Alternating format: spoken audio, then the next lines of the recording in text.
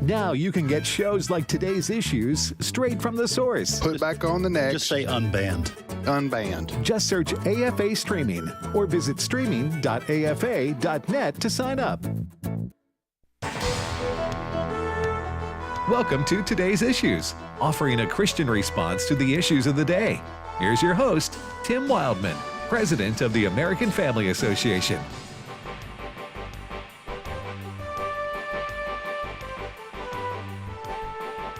Hey, good morning, everybody, and welcome to Today's Issues on the American Family Radio Network. Thanks for listening to AFR on this Tuesday, November the 14th, 2023. Good morning, Fred Jackson. Good morning. Good morning, Christopher Woodward. Hello. And Ray Pritchard. Hey, Tim, how you doing? Kansas City, Kansas is where Ray resides.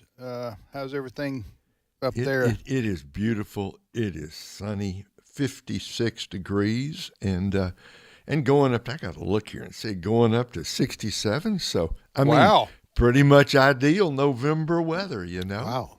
Back right on the agenda this afternoon. Huh? Just a moment ago, I was sitting there thinking about it. I got some work to do, but if I can get my work done, I'm going to hit the trail later today. Oh, you mean like riding a bike's not work? No. Well, it is and it isn't, right? It is and it isn't, right? Is playing golf work? Yes and no. Right? Yeah. It's that's what I tell my wife, Allison. You know, it's work. It's work. Just work in a different way. How you look at it. So we hope everybody's having a great day and a nice weather day. I don't know. It's a lot of people need rain though. Mm-hmm. Been a drought over parts of the Southwest and Southeast. I don't know. You guys had enough rainfall last couple of months? We had a little deluge about a week or so ago. Okay. But I'm looking at the weather map. I mean, if you're just looking for sunny skies, right, pretty much across the country. Yeah. It's pretty nice today, I'd say. Hey, listen, John Riley will be with us at 10:30. John's in Washington, D.C. What are they having there today, Fred? For the March for Israel, and thousands of people expected there from across the country to show support for the nation of Israel. We've seen the big protests against Israel, what I call the pro-Hamas protests that we have seen in Washington and other places. But today, a pro-Israel rally event there in Washington starts around noon Central Time today. Many different speakers there. The new House Speaker, Mike Johnson, is expected. But they were reporting this morning, as of this morning, no one from the Biden administration was scheduled to speak. The president just happens to be out of town, apparently. Mm-hmm. So we'll wait and see on that. But John is there, John Riley, our own John Riley, and we look forward to hearing from him. Yeah. And then Jenna Ellis will be with us at 10:45, so a couple of guests this hour. Chris, what's your first story? Well, talking about the march there in support of Israel, that comes at a very timely time because Democrats and other people have been calling for a ceasefire and bad-mouthing Israel, saying they're killing civilians in their response to the Hamas terrorist attacks. And I've got some audio here of Israeli Prime Minister Benjamin Netanyahu. He was on Hannity's program last night on Fox News Channel saying Israel is being blamed for all the civilian casualties inside of Gaza. And he's insisting Israeli forces are trying to actually minimize civilian casualties. Clip 1. We're trying to minimize civilian casualties, but under no circumstances should we be blamed any more than the allies should be blamed. And those people who demonstrate against Israel are basically lining up with the forces of darkness. Yeah, Exactly right. He's exactly right. And it is so sad to see people blaming Israel for the deaths of the Palestinians. Listen, we have said it before many times. We feel for those Palestinian families. A lot of them don't want Hamas in the leadership there in Gaza. They don't. Hamas are terrorists, but they have to live under that rule there. So, yes, our hearts go out to the Palestinian families and many who are losing their lives, men, women, and children there. But as Prime Minister Netanyahu has pointed out and others have pointed out, none of those Palestinians had to die. Israel has had to go into Gaza to deal with the massacre of their citizens on October the 7th. 1,400 Israeli men, women, and children. We've heard the reports of what those Hamas terrorists did to those innocent people. They are still holding roughly 240 people hostage. Israel has to take out Hamas. The crime is that Hamas is burying themselves amongst their civilians there in Gaza. And there's a story there this morning. We've heard about these hospitals in Gaza, that they are basically being used by the Hamas terrorists so that Israel doesn't bomb, and Israel doesn't want to bomb the hospitals. But they're now showing, Israel is now showing images of one of those hospitals, and they're showing where the tunnels are inside these hospitals where Hamas is carrying out their attacks against Israel. It was very revealing this morning. So, there's a lot of pressure, including here in the United States, pressure on the Biden administration to call for a ceasefire. But a ceasefire, as many have pointed out, would just give Hamas time to rearm. Ray, what do you say when people who are advocating for a ceasefire say there was a ceasefire before October the 6th? Well, number one, let's remember that Gaza exists on two different levels. There's the level that we see in the films, in the videos. There's the level of the streets and of the buildings and of the hospitals and of the schools where a couple of million people were living. But there's another whole level of Gaza that Hamas built underneath. And I have seen, I don't think anybody really knows how many miles of tunnels there are, but I've seen figures of 150 miles of tunnels that are built underneath the ground level. So there's the Gaza underground, which is where evidently the hostages are being kept in those tunnels, where the guns are, where the ammo is, where the bombs are, where these fighters are hiding, and Hamas, in probably the most inhumane thing you can imagine, they have built those ammunition depots underground right up against schools, right up against legitimate businesses on the surface, right in the right next to the hospitals, which is, the fighting that's going on around those hospitals. Yes, it's tragic, but that's not to be blamed on the Israelis. The fighting is going on there because that's where Hamas has built their tunnels, where the hostages are, where the ammunition depots are. It's tragic what's happening, but this has not been caused by the Israelis. This is caused by Hamas. This actually is what they wanted to happen, and it's happening, and it's awful. But there's no way to end this without going in there and rooting them out one tunnel at a time. Yeah, and Netanyahu did talk about that a little bit as well, again, on the Hannity program. And by the way, I have shared the AP video of Israel shows the Hamas hospital hideout on the Today's Issues Facebook page. So those listening to the sound of my voice right now or watching on Facebook, you can look in our comments and or the Facebook page itself and find that video that Fred and others were talking about there. Now to the BB clip here. One of the other things he mentioned to Hannity last night was how important it is that victory is won here by the nation of Israel and its military. Clip 2. There's no difference between Israel and the United States. You are them and they are you, because we represent these same values of freedom, respect for human life, respect for individual liberty. They have nothing of that. They don't care for their people. They don't care for liberty. They don't care for life. They glorify death. They glorify murder. There is no substitute for victory. We have to have the forces of civilization beat these barbarians, because otherwise this barbarism will spread. Yeah, he went on to basically say Europe is next. Europe is next. What do you mean in terms by that? of terrorist attacks on a large mass scale? Yeah, and they'll have their own Hamas, what he was saying, if we don't turn them back now.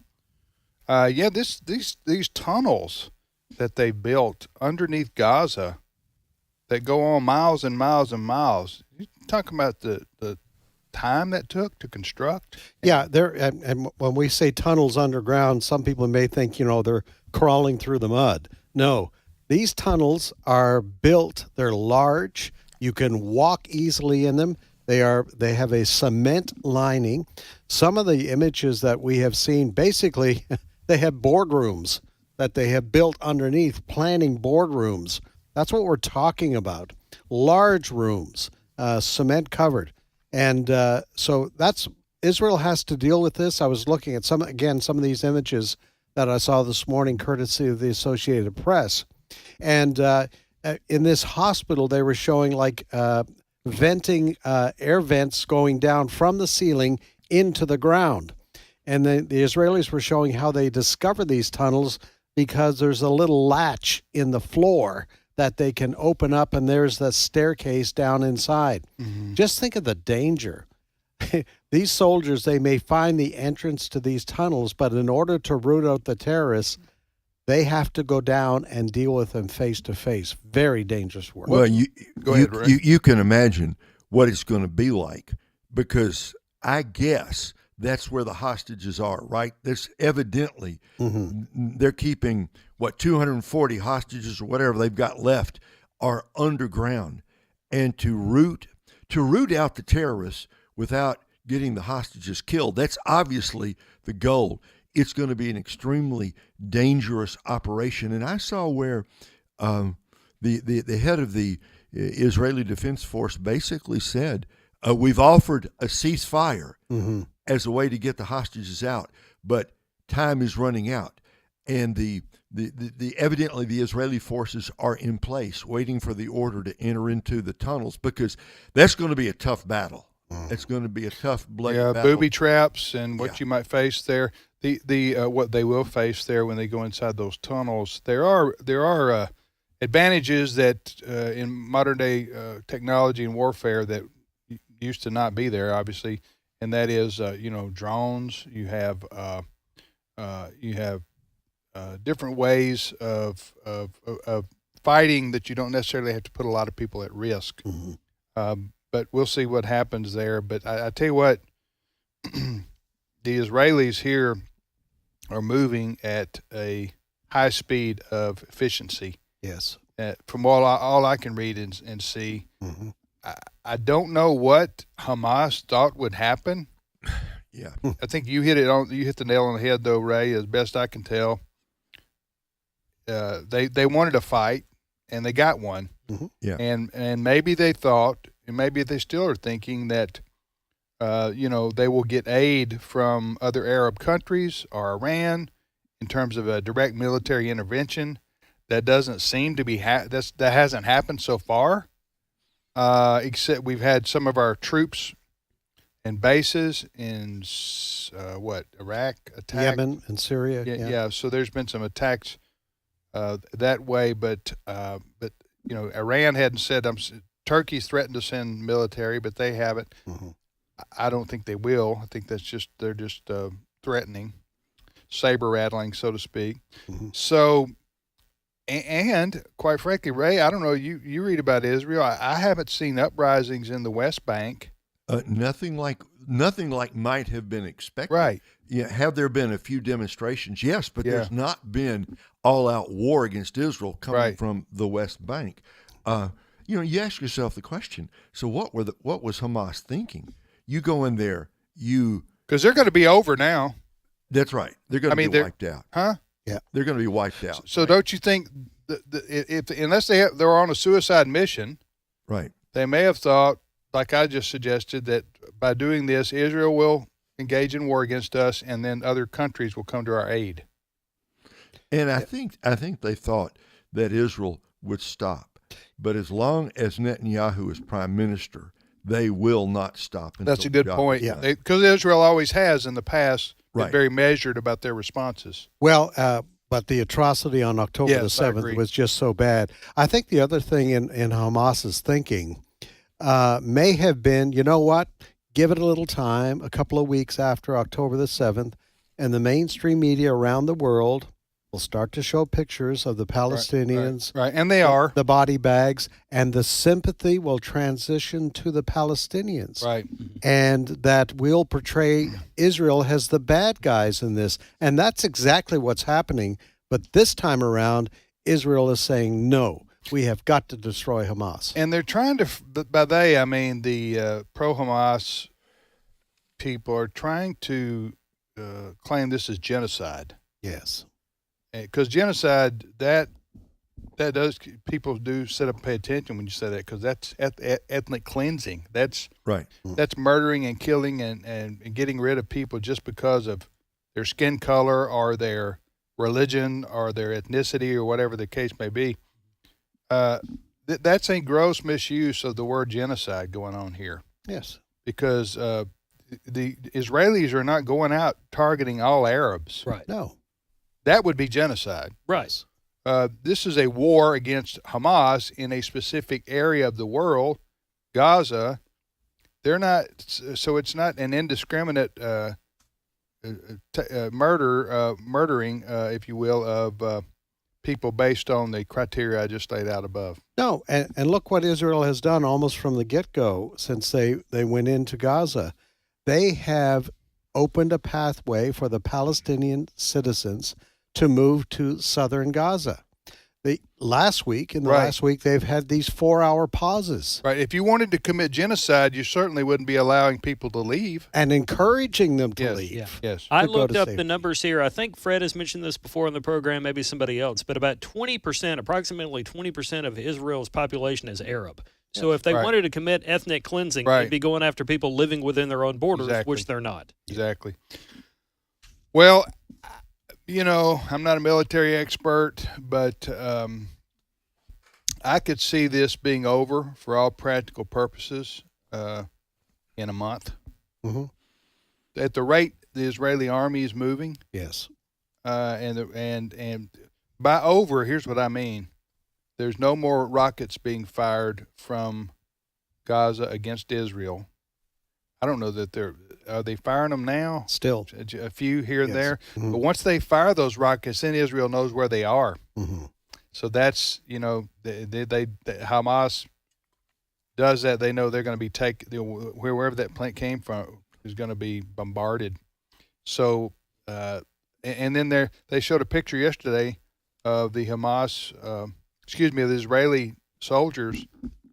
Right. What was that? They were posing in the Gaza Parliament in the building. Parliament. Mhm. Yes. What describe that, Ray?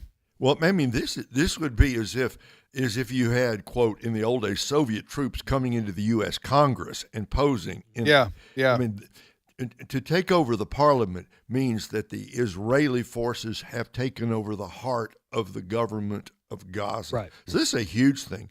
I think the next thing is they're counting the moments until they launch whatever they're going to do down in the tunnels. And we've already talked about that.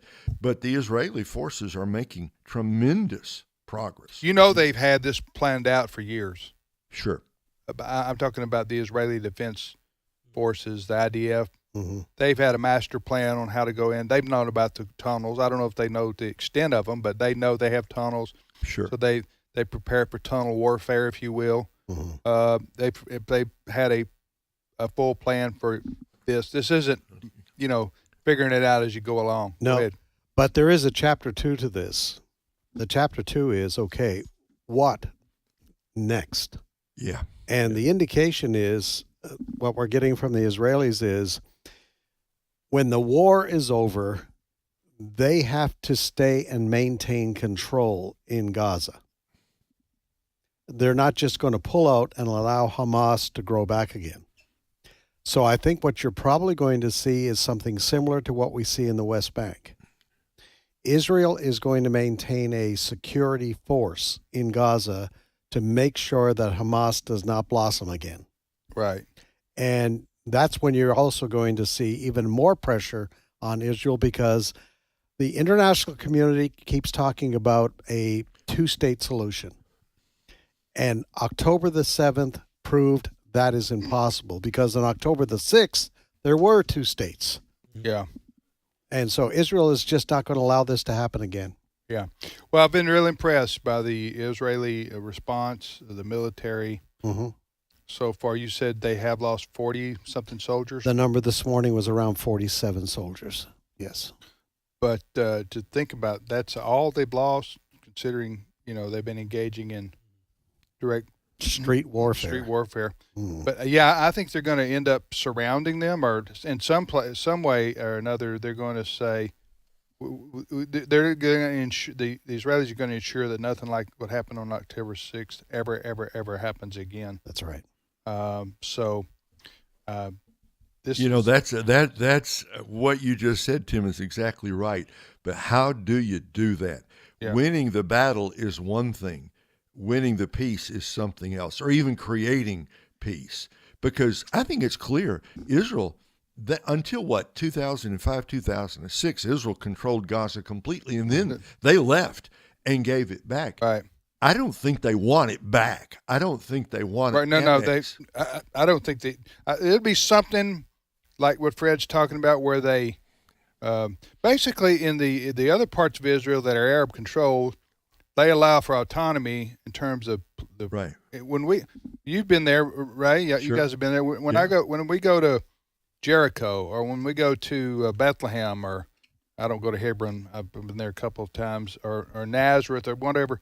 You go to these Arab-controlled areas, where Arab towns, right? Basically, and they have their own police force. Okay, they basically let them self-govern. By they, I mean the Israeli Jewish government, but let the Arab places. But they do have ultimate oversight. So if they need to go in there for security reasons to a Arab-controlled town or village, they will. Yes, they will. They still maintain that sovereignty, I guess you could say. Mm-hmm. But it'll probably be something like that. It'll have to be. It'll have to be something like that. But they will be so tight about what goes in there, because – and also it's interesting, and thank God for this. Egypt's not reactive militarily. I'm talking about Arab countries that surround Israel. Right. Saudi Arabia hasn't. In fact, Saudi Arabia, I read where they took out a couple of missiles that were coming from what's that other place down there? Yemen. Mm-hmm. Yemen was some Islamic terrorists were firing some kind of rockets over Saudi Arabia, meant to go into Israel, and the Saudis shot them down. Then you got the Jordanians. They don't want any war with Israel. Then you've got Syria and Lebanon. You've got Hezbollah on the north, which are located inside of Lebanon. Mm-hmm. But what I'm saying is, I would have thought perhaps by now if there were going to be an all-out war with some of these other Arab countries, like we saw in the 60s, that you would have seen that already. But I don't think these countries want to go to war with Israel over protecting Hamas. Well, I think the two U.S. carrier groups sitting out there in the Mediterranean are kind of a restraining force, too. That's a good deterrent, right? Yes, very much so. Yeah. All right, we got about a minute left at our break. Well, I do want to mention, I do want to play this clip because people here, while Democrats they're against Israel, not all of them are against Israel, but a growing number of Democrats now are speaking out against Israel, saying what it's committing is ethnic cleansing and genocide, as Tim pointed out earlier in the program. And I bring this up here. It's a montage of Democrats speaking out against Israel because it's not just us saying Democrats are against Israel. Hear it for yourselves from these liberals. Clip 3. The Israeli government does not represent Judaism or Jewish values and the Jewish people. It does not. Ceasefire is not just an option. It is our only way out of this. Yeah. President Biden, I hope you're listening. I'm consistent in telling this over and over again.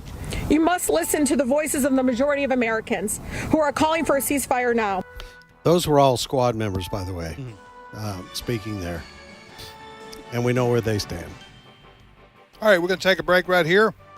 We're going to go live to, as opposed to dead, we're going to go live to John Riley in Washington, D.C., who's there for the pro-Israel demonstration / rally on the Washington Mall today. So we'll do that.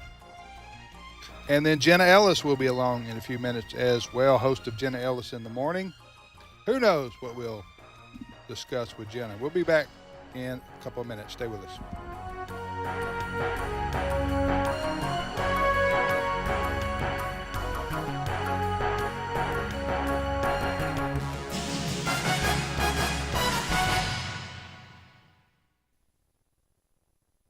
It's my turn.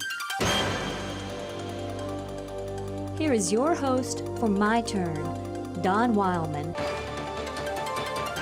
Life is full of mysterious happenings.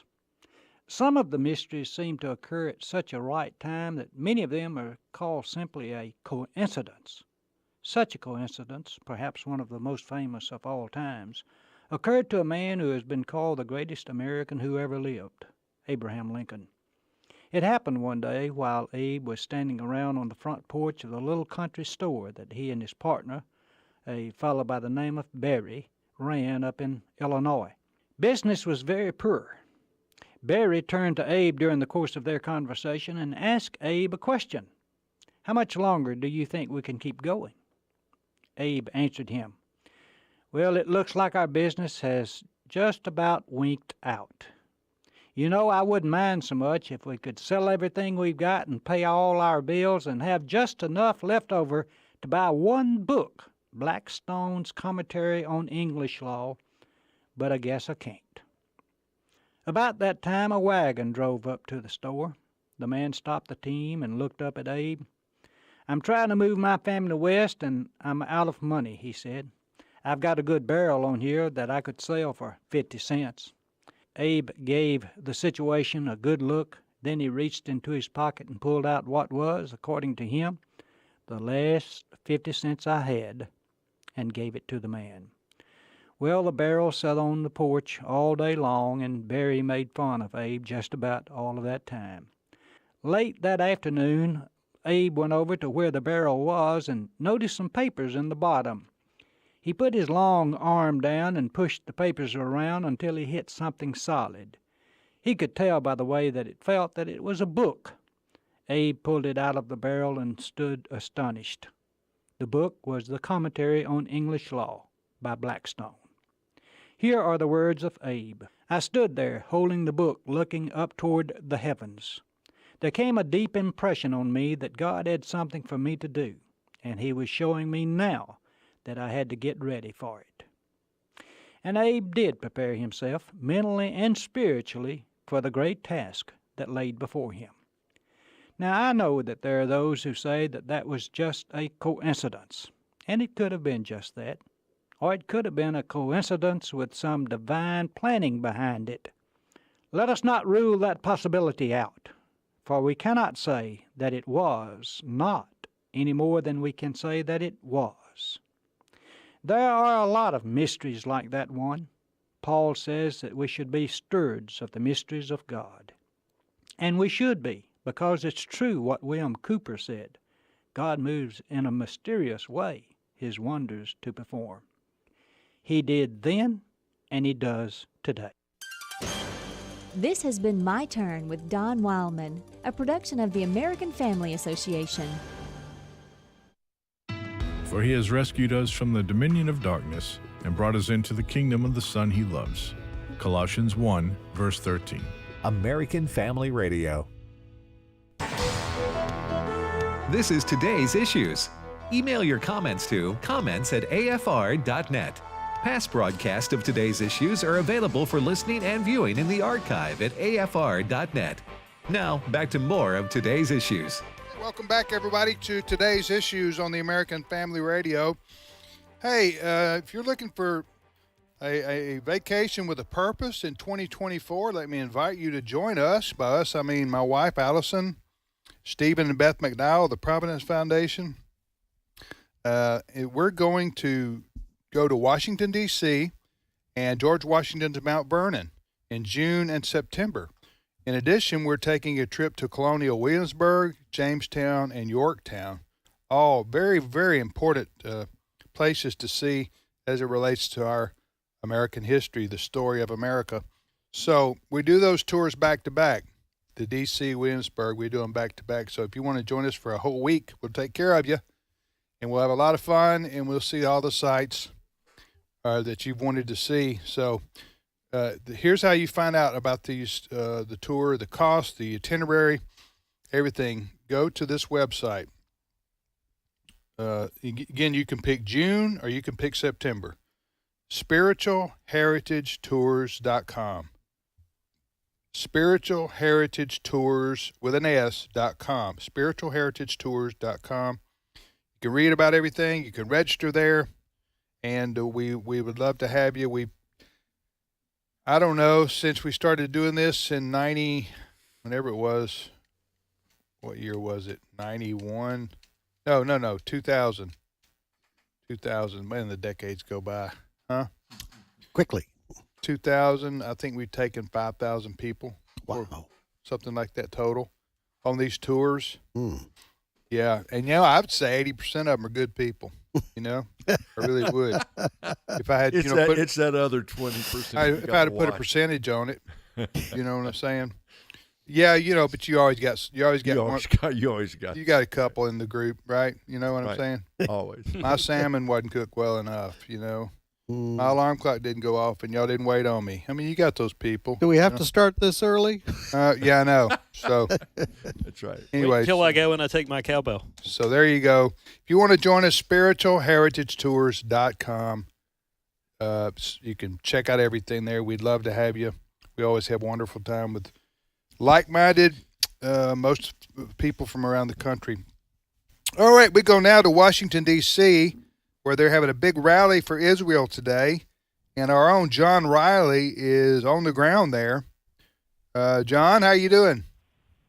Doing good, Tim. It is exciting to be here on the National Mall just down from the nation's capital. Okay, tell us what's going on.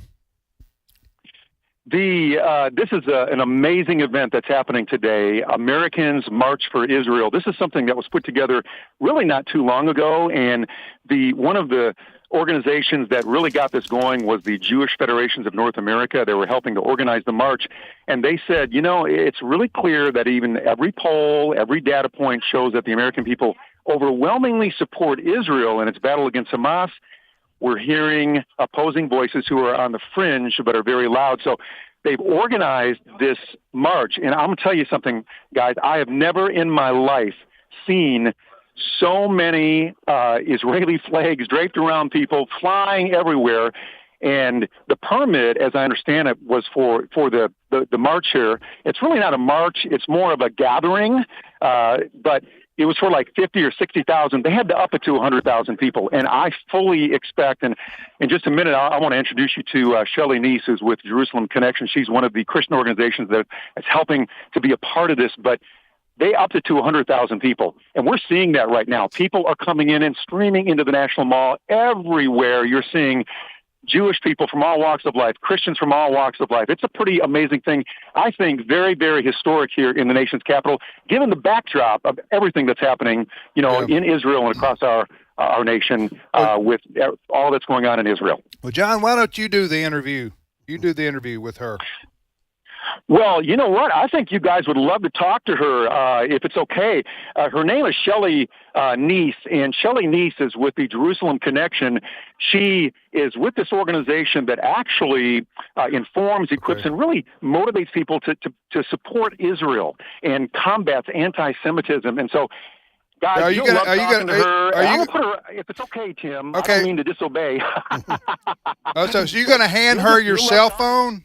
Is that what you're going to do? Let me try. Here we go. Shelley, tell everybody who you are and what you do. Sure. I'm Shelley Neese. I work for the Jerusalem Connection. I'm the president of this organization. We're an Israel advocacy Christian organization. So since October 7th, we've been in crisis mode to rally Christians together to fight the spiritual war. Israel is fighting the physical war. We are here to fight the spiritual war. We're here in D.C. to tell American leadership to stay supportive of Israel, to not listen to the peripheral voices saying otherwise. And that's the message that we're trying to send to America's leadership right now. And Shelley, can you just give a visual of what's happening here right now, here on the National Mall? We're seeing people stream in from all over. Help everybody who's listening right now just to have this visual of everything you are seeing and that's going on. So this is the safest place in America right now, this National Mall. There's 100,000 Jews and Christians streaming in. Israel flags are everywhere. We have signs that say never again is now, signs that say bring the hostages home, make America safe for the Jewish people. So the message is that we're marching in solidarity with Israel. We're marching against this rise of anti-Semitism. We've seen an uptick in anti-Semitic events by 400% since October 7th. We're marching against that, and we're marching to free the hostages, to bring the hostages home, all 240, that this war will end with the eradication of Israel and the return of the hostages. Say something about the Christian support of this particular event, Shelley. So the Christian signage all says Christians support Israel. You know, we're not wearing yarmulkes. We don't have any definitive look as evangelical Christians out here. So, but we wanted to send a message to our Jewish friends and the Jewish people that Christians came out to this in droves. The last time this many rabbis, this many Jewish organizations came together was in 1942, and it was to bring awareness about what was happening in Germany to the Jewish people. That time they were alone, and this time they have us. Hey, Tim, that's Shelley and Ed and the team there. That's Shelley Neese with Jerusalem Connection. She is on fire with what she is doing to help get the message out. And for me personally, guys, it's just really emotional to be here, being that my mom was Jewish, and just to see the incredible outpouring of love and support for Israel, and to say, hey, bring those hostages home, defeat Hamas, we support Israel. Hey, John, where are y'all on the mall? We are, let's see now, that's a good question. We're actually outside the American. Yeah, outside the American Natural History Museum, and then going back towards, what is that, the Lincoln, is that Lincoln back that way? We're heading towards the Capitol. We're right outside, actually, the archives of the United States of America. Every group has had their own rallying point. Do you want to tell them about David's Tent? Sure, yeah. Okay, so David's Tent is a 24-hour, 365 days of the week worship tent right here on the National Mall. If any of you come to D.C. just on a regular visit to D.C., it's a worship pause in that trip. So that is for the Christians. That is our rallying point. It made the most sense. That's where we're getting the signage. And any minute now, cell phone service is going to go down because we're going to overwhelm the towers here. Well, yeah, that's, you know, I'm not, great with directions, but Shelley's a whole lot better than me. That's for sure. Okay. Well, listen, we look forward to watching and hearing more about this, John. It's great to see this happening in our nation's capital, and we will talk to you later. Take care. All right. Thank you very much. God bless you guys. Bye-bye. That's our own John Riley. The reason I asked him where it was, I clicked on live cam, Washington Mall. Mm-hmm. I was looking for him. There is a live cam, but you can only see, like, from the World War II Memorial west to the Lincoln Memorial, so I can't see them. It's a cool, sunny day in Washington, so they have great weather for this. I understand the security is very high. Sure. National Guard in place, because unfortunately, as we have seen in these anti-Israel demonstrations, riots that have taken place, including in Washington, D.C., there are people who are willing to injure those who support Israel. And so I'm glad to hear that security has been put in place, National Guard and others. And I hope it comes off as a great event. It happens, it starts around noon, our time, noon Central. And we know that the House Speaker, Mike Sullivan, is one of the speakers there. And I'm not sure about the rest of the lineup today, but we'll be covering this, Chris, on our newscast this afternoon. Yes, Robert Thornton is Johnny on the spot covering that. I'll help him get some sound on the air this afternoon and this evening. Yeah, we'll keep you informed on how things go. How come Johnny's the only one over on the spot? Well, because Sam's on Sam Hill. I'm not sure. Well done. That was pretty quick, Chris. I learned it from watching you. Yeah. Ray, what do you think about what's going on there? Look, it's fantastic. One of the points was made earlier is the president. I guess he said nothing about this. He's not going to be there, not sending a representative. I think the problem the president has with an event like this is that he can't get his party united behind Israel. There's a great deal of anti-Israel sentiment inside the Democratic Party. Yes. And I mean, Joe Biden, what he has said in defense of Israel, I think has been good. I'm glad he's done it. But I don't think he's got his I don't think the Democratic Party really is united behind the president on this. So very serious too, because the Democratic Party, as we've talked about before, there are many liberal Jews who traditionally vote Democrat, and you have a large number of the Arab community that traditionally vote Democrat. I'm thinking Rashida Tlaib out of Michigan, and so it is a problem for the Biden administration right now. Early on in this, Antony Blinken, the Secretary of State, who is Jewish, very strong support for Israel. He talked about relatives who died in the Holocaust. But in the State Department, we've just learned in the last couple of days about the letter written by several dozen State Department members calling for a ceasefire.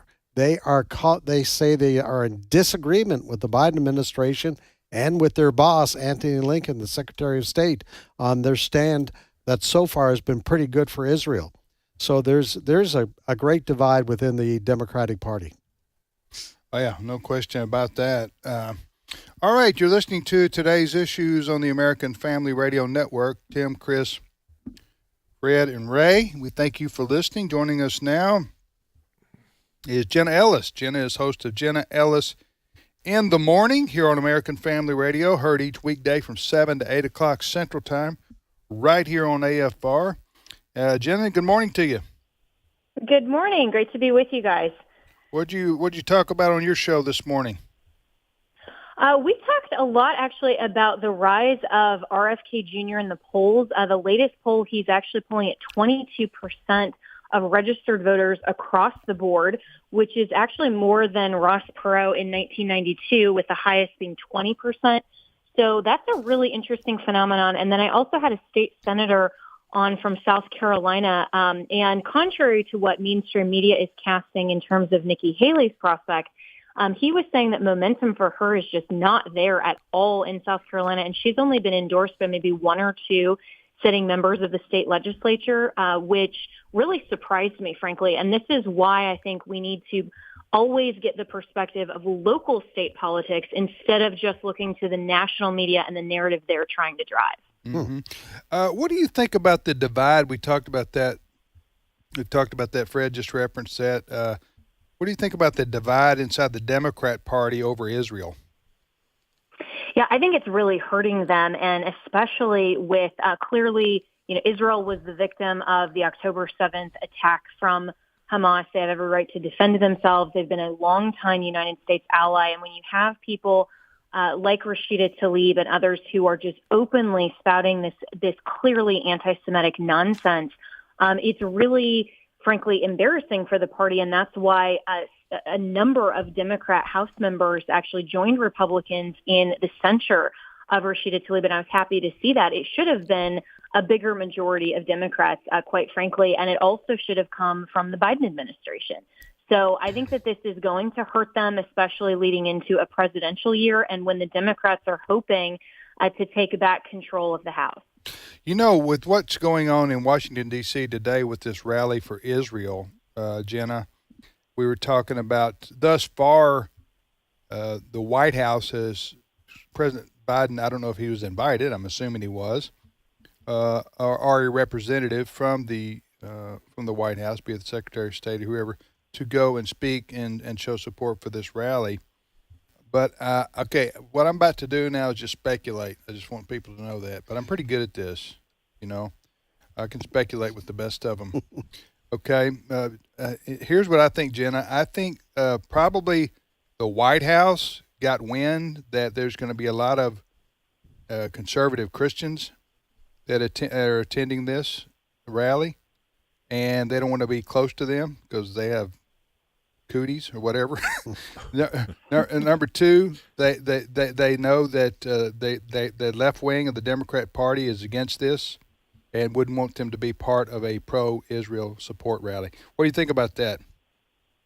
I think you're absolutely right. And isn't it so sad and astonishing that Democrats can't stand up for what's right against a minor faction of their own party rather than simply standing up and simply speaking the truth. I mean, this is one of the things that I really respected about President Trump when he was in office.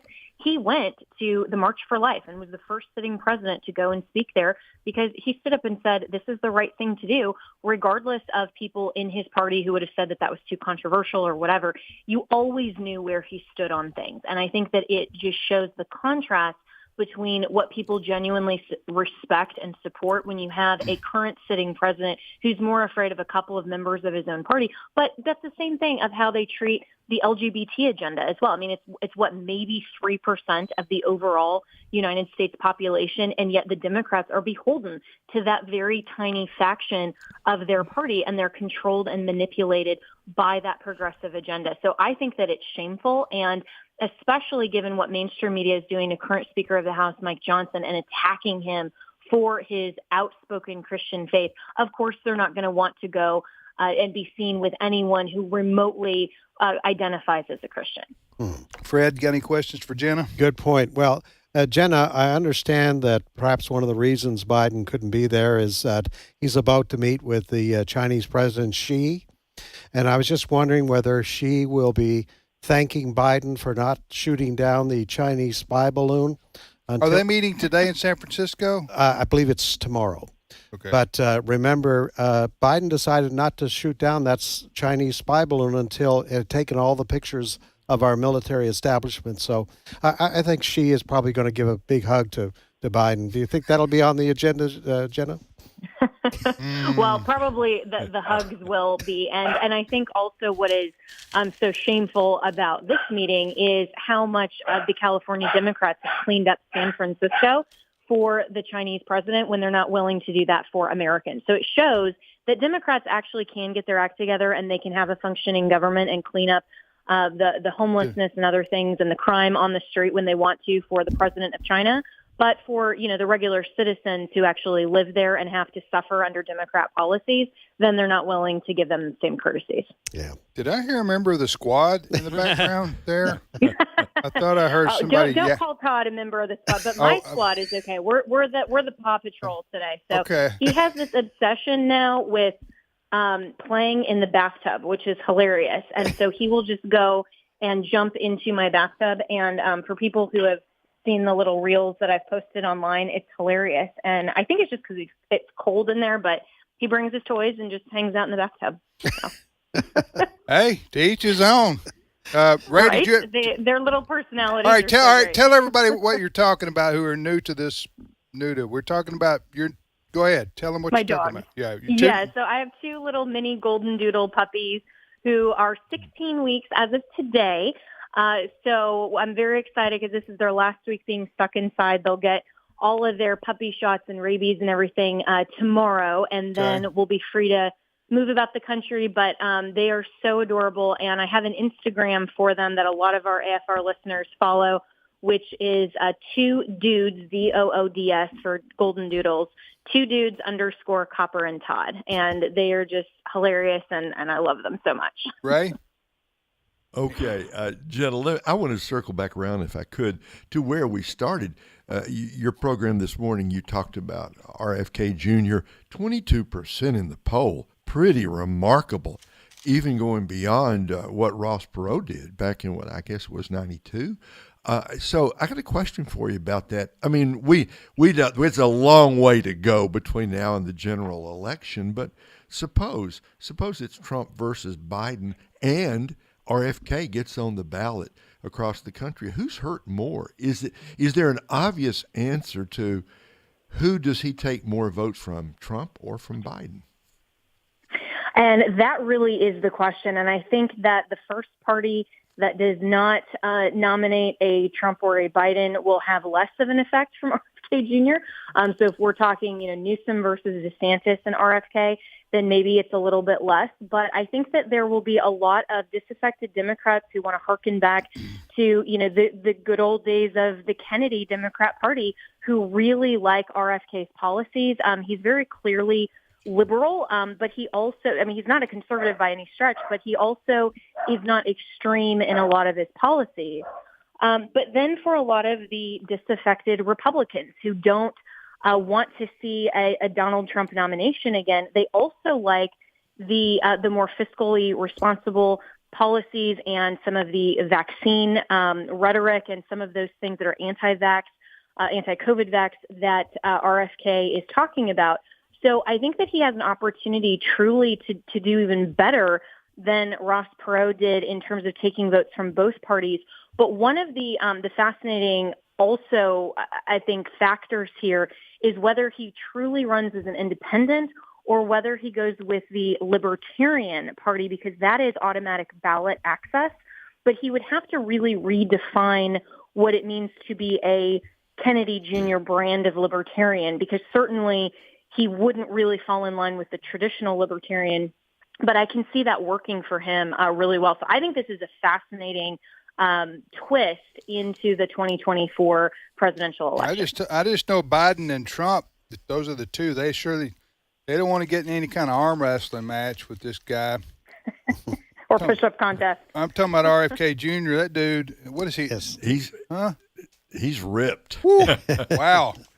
All right. Listen, thank you so much, Jenna. We look forward to tomorrow morning. And what is the if people want to keep up with the two dudes, what do they do now? Yes. So go to Instagram, and it's 2dudes, DOODS, 2dudes _ Copper and Todd. That's their names. And they're the little mini golden doodles. And tomorrow morning, we're going to have Representative Chip Roy on talking about this continuing resolution, some of his thoughts on that, and what's going on in the House with the potential impeachment of Joe Biden. So looking forward to that. All right. It's going to take another 3 to 5 to 7 days before Mike Johnson's a rhino. Well, I think that's rapidly approaching. I got to wager on that. Some people assume that just because he got in the speakership. Well, we'll see what he does. The guy is one of us. He loves the Lord. He loves our country. He's a constitutional conservative. But when you get in that speaker's chair, I mean, you're getting pressure from all directions. Yes. And then you got to deal with the Democrats, and you got to deal with anyway, it's a lot of pressure there. Thank you, Jenna. Appreciate it. Thanks so much. Talk to you guys soon. See ya. Continuing resolution? Is that what we got again? Well, it is. Government open? I heard Mike Johnson was interviewed on Fox and Friends this morning. It's kind of if I understood it correctly, kind of a modified continuing resolution. I mean, he had some Kevin McCarthy, the former speaker, lines like, hey, we have a very slim margin in the House, and trying to get something passed to keep everybody happy is very, very difficult. What he did say, if we're able to get this through, get it through the Senate, then he is promising, Mike Johnson is promising, next year, we're not going to do this again. There's going to be a whole different approach to how we budget things. That's what they've been saying in D.C. for 200 years. If I had a nickel for every time we had a CR, Biden would want me to pay more of my fair share. Ray, words of wisdom. Well, look, I feel for Mike Johnson. Right. Talk about a hopeless situation. Okay, we had Kevin McCarthy, and then he was out. And who was the next guy? Who came after Kevin McCarthy and before Johnson? Oh, the temporary ones that went through? Yeah, who was that? Jim Jordan, and then the gentleman from Minnesota. But they weren't ever a speaker. Mm-hmm. No. Yeah. You had the guy from they were Byron Donalds was a vote at one point. Mm-hmm. Anyway, what a mess. It's an almost impossible job to do what Mike Johnson's trying to do there. That they are ungovernable. Right. Governable. Your like problem is cats. you've got too many. You've got, like I said, you got factions inside the Republican Party. Right. Who and then you've got the whole Democrat. They've got almost as many members in the House as the Republicans do. Mm-hmm. Then the Democrats control the Senate. You got to negotiate that. Then, by the way, they control the White House, and you got to deal with that too. So, very, very difficult job to navigate all that. And so, our prayers to Mike Johnson. We shall return in 5 minutes with more of today's issues. Stay with us.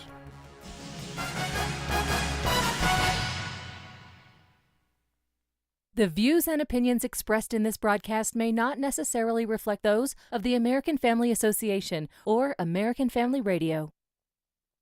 Faith, family, freedom. American Family Radio.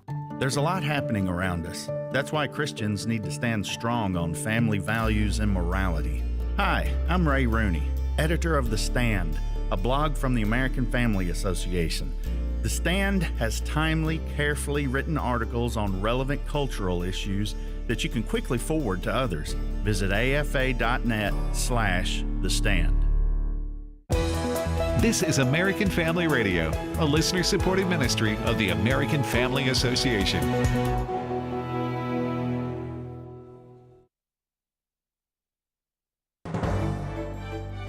American Family News, I'm Rusty Pugh.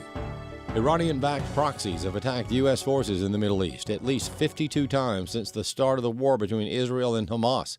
That includes 4 new strikes since Sunday when the U.S. fired retaliatory strikes at Iranian proxy targets. National Security Advisor Jake Sullivan has called for patience surrounding America's response.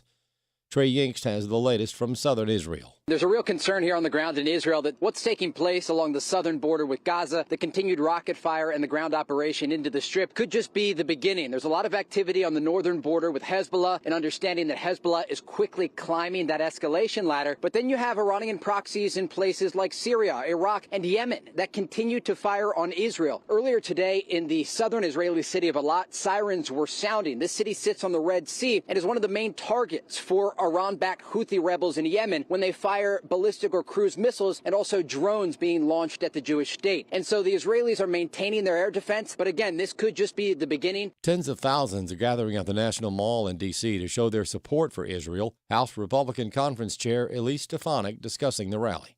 Many tens of thousands of people will line up on the National Mall in support of Israel.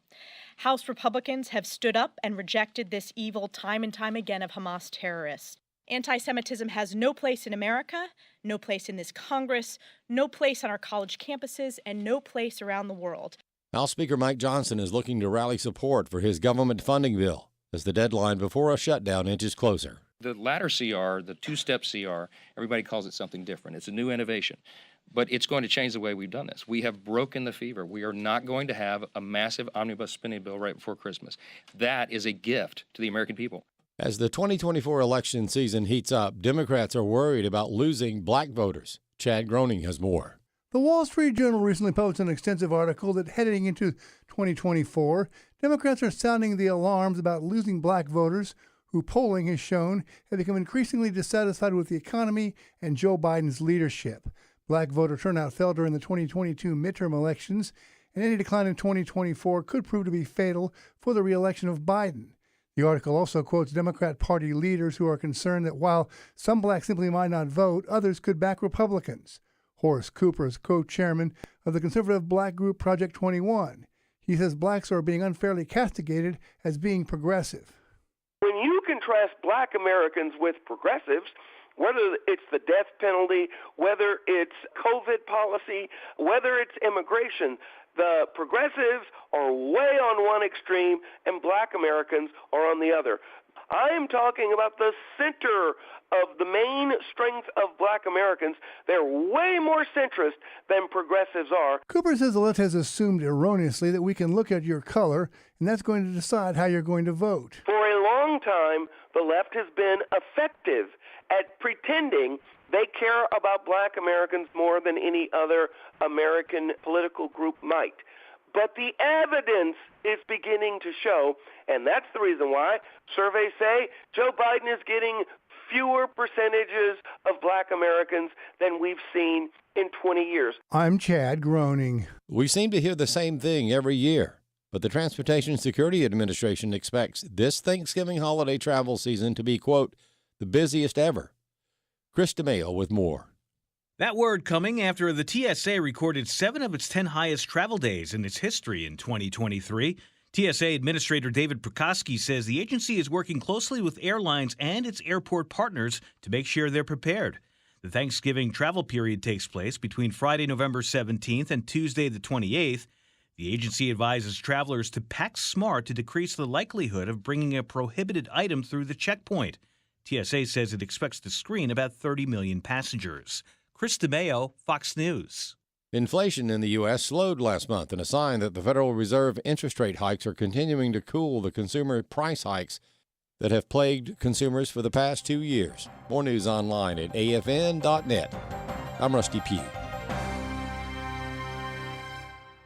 In the book of Luke, we read the story of a sinner who washed the feet of Jesus with her tears, dried them with her hair, and anointed them with expensive perfume. She was all in. Jesus said of that woman, she loved much. Guest writer Rick Robertson says, "This story reminds me of what happens in the life of every person who's born again. There's an overflow of gratitude to Jesus for saving us." Read the blog, She Loved Much, at afa.net/The Stand.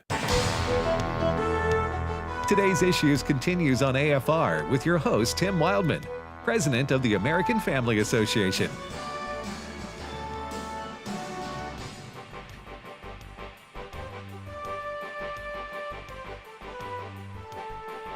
Welcome back to today's Issues on American Family Radio. We got 25 more minutes, actually 24 and a half more minutes of this program left today. And we thank you for listening on this Tuesday, November the 14th, 2023. Fred Jackson's in studio with me with Ray Pritchard. Ray is in Kansas City, Kansas. We're in Tupelo, MS. And Steve Jordahl is like 5 feet away from me. I am. Steve Paisley Jordahl. Yes, sir. And present and accounted for. Rocking the Paisley shirt today, Steve. It's my Madagascar shirt. It's flowers. Living up to your, you know, guys, we ought to all join in and buy Steve a something normal. Well, no, another Paisley shirt. I'll take it. Or yeah, I'll we really should. Tie-dyed T-shirt or something like that. I am from California. That's right. But you lived in Madagascar. I did. I spent 5 years overseas as missionaries, 4 of them in Madagascar, 1 in France. What's your one memory about Madagascar that stands out? We lived in a house that was across the street from some hills. The city is built around a mountain. Not a mountain. It's a large hill. At the top of it is a castle that the king and queen of Madagascar back in the day used to live in back in the 1800s, but it's still there. And I could walk up that hill. I loved walking in the mountains and rock climbing, and I got a little bit of a reputation there. They called me Steve. And when my dad would come around and everything, see him, they called him Papa to Steve. So now is that Madagascar's off Africa or off India? Africa. So are the people there black, or are they Indian, or what? They're black. There's a caste system there, not like an Indian caste system, but there's racial tension on the island. Between who? Lighter skinned black people and darker skinned black people. The Mariner tribe and I can't remember what the name of the tribe was, but we just can't escape this. Can we? it's like when Satan got Eve, he got all of us, you know. What do you say, Ray? It's everywhere, right? Yeah, I guess that's a history of the world. Yeah, tribes warring against tribes for all kind of. But they have a history. Reasons. They have a history in Madagascar of suffering, of being martyred for the scriptures, for the Bible, Christian Bible. Back in the day, missionaries came and introduced that, and they fell foul of the government, and they. Why are they Hindu? No, they're animist. They were more ancestor worship and that kind of thing. But why were they? Why did they not like Christians? Well, I saw it as a threat because, well, Satan's in the middle of all of it, you know. But they threw them off cliffs, killed them. There's a movie they made when I was there. It's called The Book That Would Not Burn. Were you worried about that happening to y'all? No, this was in the 1800s. This is long. Okay, by the time you got there, at least you were welcomed. Yeah, it had been a French colony for a while, and gotcha. Now there was some tensions. We went through a couple of. We're talking about the 60s here when you were there. 70s? 69 to 74. Okay. And we went through a couple change of government, violent overthrows of government. I remember being at a movie theater one time, and they turned the theater off and said, "Go home."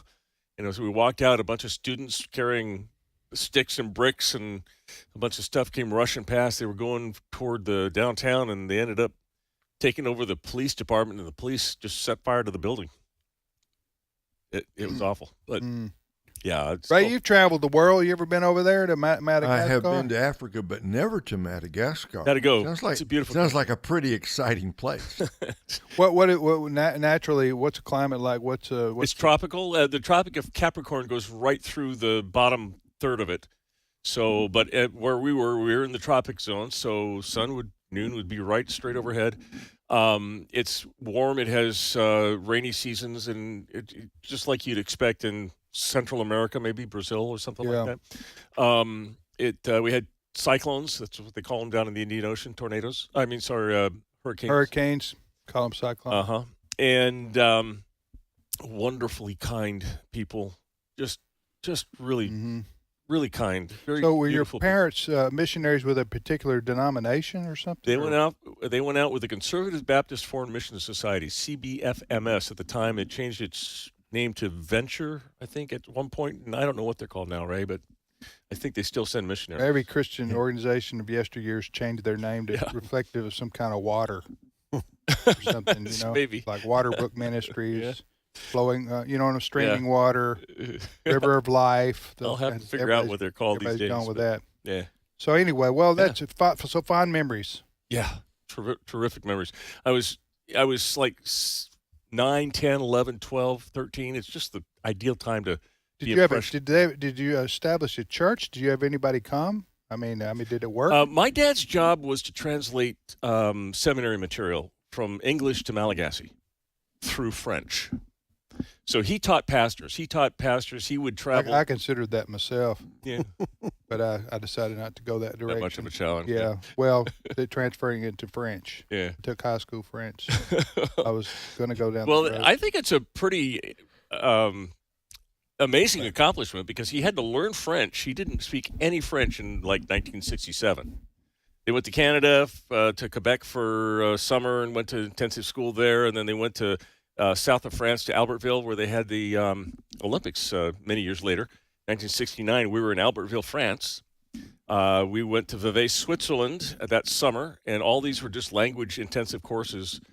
We were a year. So your dad is learning French to get ready to go to Madagascar to translate. To learn Malagasy, because there was no direct English to Malagasy. Wow. Yeah. Well, God bless him. That's commitment. Yeah. Fred, would he have been very far from where you live? They speak. You're an English speaking. Nova Scotia's English speaking, right? No. Well, they have Acadian communities. Yeah. So in Nova Scotia and New Brunswick, New Brunswick is actually the only truly bilingual province in Canada. A lot of people think Quebec. They do have people who speak English in Quebec, but it's dual language in New Brunswick. So Acadians, and from the Acadians came the Cajuns in Louisiana. We had that as a trivia question last Friday. Yeah. Was it really? Yeah, the Cajuns in South Louisiana and coast of Mississippi and Alabama. That's where most their people originated from Canada. You're saying, Fred, they moved from where? They escaped Canada. They escaped from Canada when the British got nasty. Okay. They didn't move. They moved all right, but they were running from the. Louisiana was French. Yeah, and so that was the obvious magnet for them. You hear it all the time, Ray. It's Boudin, eh? When you talk about climate whiplash, yes. You load up the family to go from Nova Scotia or down to Louisiana. Where are we going, Dad? So where it's warm, son. Right. Let me get down there. And there ain't no Brits there. Dad, so, Fred, when are we talking like the 1700s, the 1800s? Going back 1700s, yeah. Wow. Or that's earlier. Arcadians. That's Arcadians from French Canada. Mm-hmm. That's short. I think that's short. So there was a massive migration from New Brunswick, you're saying? New Brunswick and Nova Scotia. The British, right? Do they stop in St. Louis for the night? Yeah. From where I come from Cape Breton Island in Nova Scotia, and there is a Fortress Louisbourg, which traded hands back and forth between the Brits and the French, and went back and forth. For the most part, the Brits would win it, and then they give it back to the French, and because there were negotiations, politicians, and it would go back and forth, back and forth. By the way, if you ever do to go to Nova Scotia, make sure you make a stop because they've restored most of that fortress, Louisburg, and they'll do things like they bake bread like they used to in those days and all that sort of thing. It is incredible what has been done there. But that's the history of Nova Scotia and New Brunswick. And, of course, the main French province is in Do they have good jambalaya? Beg pardon? Does it good jambalaya? Not lately. I think that happened when they got down. You know this already, don't you, Steve? Yes. When they got down arrived in Louisiana and began to ingrain in the assimilate in the region. Get the crawfish and the current crop, right? Yes. Can't grow the same thing down there. That's so. All right, Steve, what is your first story for us? Let us talk about lettuce. Lettuce. No, I had these in order here. I have a check mark on one of them that I wanted to start with. I want to talk to you about. Well, let's start with this. California is having a problem with crime, as a whole lot of other places are. You've seen this, so shoplifting, the people that go into stores and they steal, walk out with a whole bunch of stuff, and so there's a place up near Sacramento County. They have a Target store there, and they were upset with the way that the store was getting robbed, so they went and talked to the local police. They said, "We want you to help us, but you can't arrest anybody in the store. We don't want to make a scene." The sheriff, his name is Jim Cooper.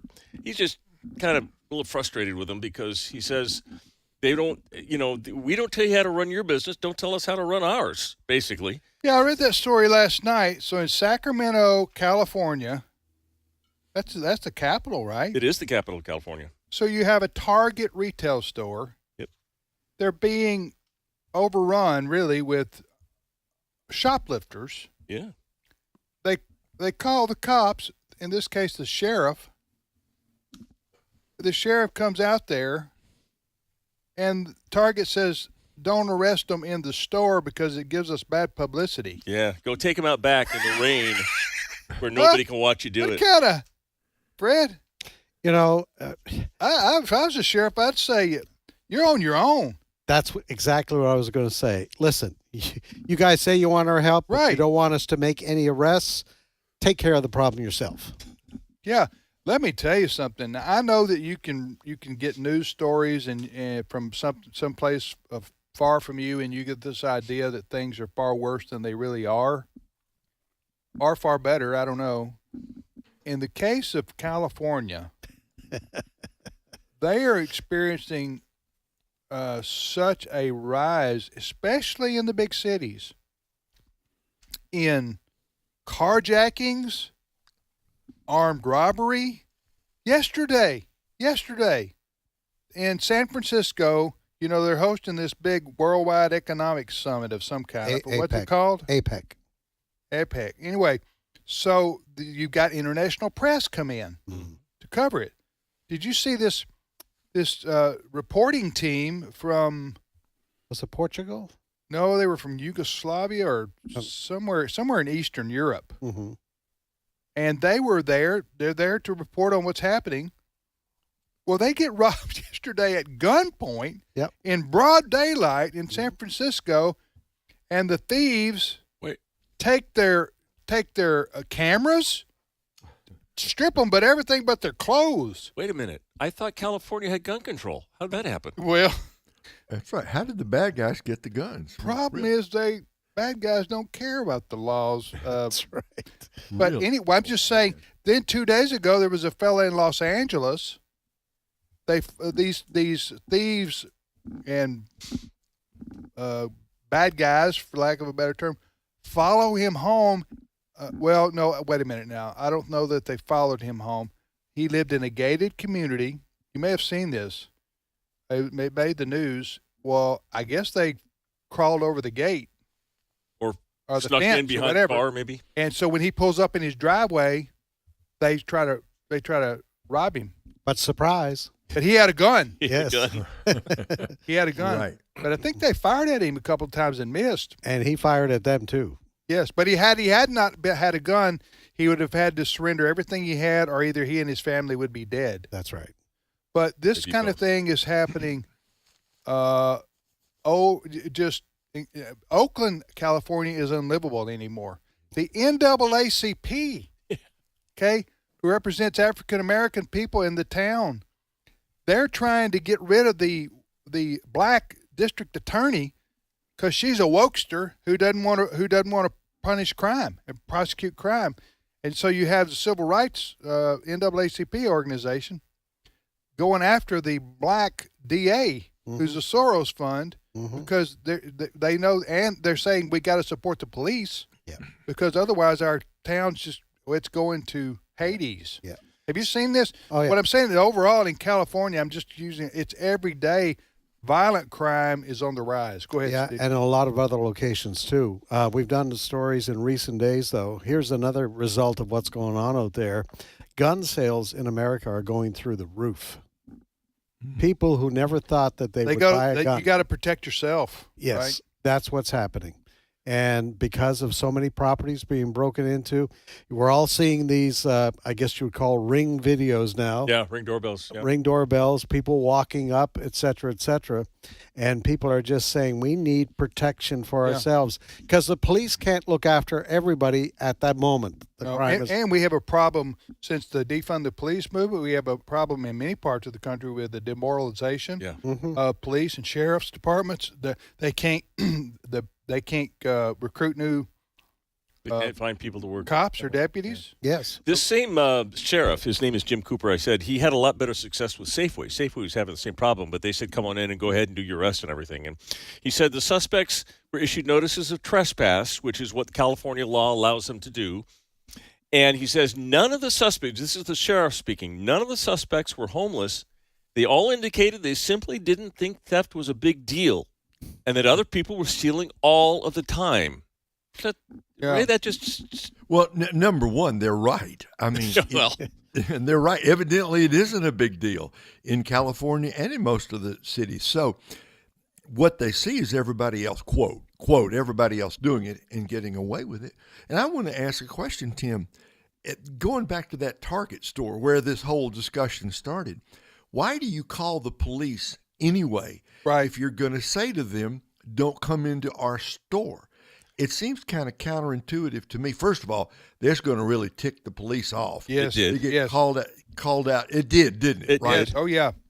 The sheriff. They wanted him to stand outside the door. Sheriff of the county, he's going public with this. Yeah. They wanted him to stand outside the door, catch him, and take him around back where nobody was watching, and then arrest him there. Yeah, because they didn't want to have Target manager, I guess, didn't want to have him arrested in the store because it'd be bad press for them. I don't think that's bad press for them. I think that's bad press for the bad guys. Bad guys. But wouldn't the message get around, Tim, if they posted videos? Okay, we caught these guys shoplifting and these guys shoplifting. Right. Wouldn't the message get out? Yeah. If you want to shoplift, don't go to Target because you're going to get arrested. Yeah. You know, what about Kansas City? That's considered a large metropolitan area. Yeah, and we have exactly the same kind of problem. Are you seeing that? Yes, 100%.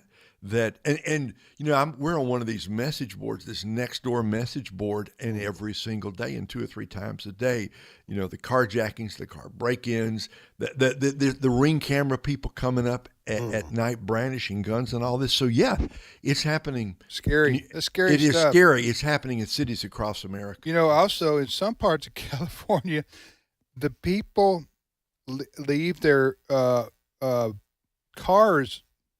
The back hatches. What am I trying to say? Yeah, they leave them open. Leave them open, yeah, so that the thieves, the carjackers, can see that there's nothing in there to rob. Have you seen this? What a world! Yeah, no, I'm serious. They some places they say leave them up so they can see inside. So anyway, listen, people are voting with their feet. California is a beautiful. I've been there a few times. Steve lived there. Ray's been there many times. Fred, you've been there. As far as natural beauty goes, California has it all. Yeah, you know they have it all. But the weather is generally nice throughout the state. That's what and the gold rush, of course, in the 1800s. But that's what attracted people to California: the natural beauty, the weather, and so forth. But now people are voting with their feet and with their U-Hauls. Yep. And California, are losing hundreds of thousands of people a year. Yep. I think that's their new state motto is "Come for the weather, leave for the politics." Yeah, yeah. So, and the crime. Yeah. The crime is out of control, and the taxation, the regulation. Listen, this place is a. If you ask George Soros what utopia looks like, he's going to say California. The politics of California is what he wants to see happen to the rest of the country, and it's a complete disaster. The people in California are leaving. Where they go, and they're primarily going to either Nevada, which is much more conservative than California, or they're going to Arizona, or they're going to Texas. Some are going to Florida, even Tennessee. A lot of Nashville's a growing area. So that's what people are voting with their feet. If they can get out of California, they are. Yep. Getting out. Go ahead, Steve. Next All story. right. The populist movement is not dead in a lot of places. You know, Trump was the populist, America first. Well, Hungary has a Hungary first president. His name is Viktor Orban. And he was interviewed on national TV back there. And I would have brought it in, but it's in Hungarian. So those of you who wanted to practice your Hungarian today, you won't hear him. But this is what he said. They were talking about this is post the war in Israel. And Hungary doesn't seem to be having the same uprise that some of these other countries do. And how is that? And so the president says, quote, "I always say we have a tolerance offer. I tell this to the Germans, the French, the Brusselians, which is from Brussels. You did it the way you did it. Do it the way you do it. We don't want to tell you whether it's good or bad. We ask one thing, that you tolerate us doing it differently, because this is our country. This is our business. Leave us alone. Don't try to tell us who can stay in Hungary. Don't send migrants here whom it was a mistake to let into your country, and you want to get rid of them by sending them here. Don't do that. Tolerate the fact that we are a different country, that we have not made a mistake, that we have a different position, and that we don't want to become like you. We don't want mini Gazas in the districts of Budapest, and we don't want terrorist attacks, gang wars, and all the things we see in the big cities of Western Europe." Wow. Yeah. Wow. He just bingoed. Mm-hmm. Listen, what he's trying to do, you can't immigrate to Hungary. I was reading about that, but you got to do it in a legal way. And you can't just walk across a border like you can in many parts of, especially Western Europe. Mm-hmm. And so he and Hungary, they're trying to protect their nation, Fred, from this being overrun with mass immigration. And some of these other European countries, like Italy, has cracked down because this idea of open borders is not working. No. See, where have I heard that before? Wait a minute now. Right here in the U.S. of A. Right. Well, in Hungary, listen, I mean, I hate to sound doomsday here, but Europe, we'll all be dead and gone. 30, 40, 50 years from now, Europe is not going to, I don't know, maybe sooner than that. Europe is not going to be, there's not going to be Germans. There's not going to be French in the traditional native sense, because the continent of Europe, especially Western Europe, is being overrun with Muslim immigrants from North Africa, from the Middle East. They're all going to Europe. They don't flood. These people from the Middle East or from Northern Africa, they don't go to the Congo. No. They want to go to Europe. Yeah. And so they don't want to. They're not busting the doors down to get to Saudi Arabia. Nope. They want to go to Europe. Mm-hmm. But why do they want to do that? Because the standard of living is much better. Free stuff. I've also heard you talked about it as a less violent form of jihad. They're moving there specifically to turn the country Muslim by their family growth and you couple that with the birth rate in Europe is like 1 or less. I mean, they don't even have a replacement level going on in Europe. That's what I mean. Less European babies being born, more of the Muslim immigrants having 3 and 4 kids. You can see there, it doesn't take but a couple of decades, and you've changed the whole continent. Yes. So we're just so happy that we can bring you this good news, ladies and gentlemen, each and every day here on this program. We'll see you back here tomorrow, and we hope you have a wonderful afternoon.